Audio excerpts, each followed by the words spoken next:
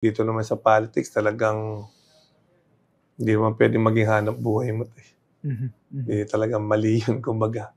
Talagang dito, kumbaga susuka ka talaga para tumulong sa tao. Yung napapansin ko kasi parang napag-iiwan yung bayan namin itong, bayan ng Bulacan. Sabi ko, siguro, sana subukan ako ng mga tao,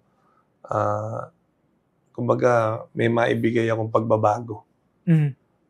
At, yun naman, binigyan ako ng chance ng mga kababayan ko dito. And, nung binigyan ako ng chance, sabi ko kailangan hindi ko sayangin 'to. Kailangan the more na magtrabaho ako. So far okay naman. Naibibigay ko naman yung mga pangangailangan nila.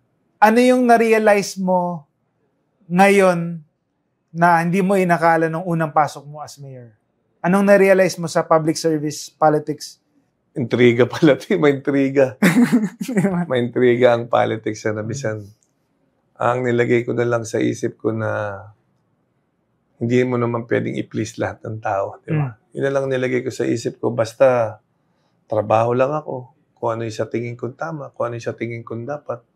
As long as wala tayong ginagawang mali o hindi natin nanargabyado yung taong bayan.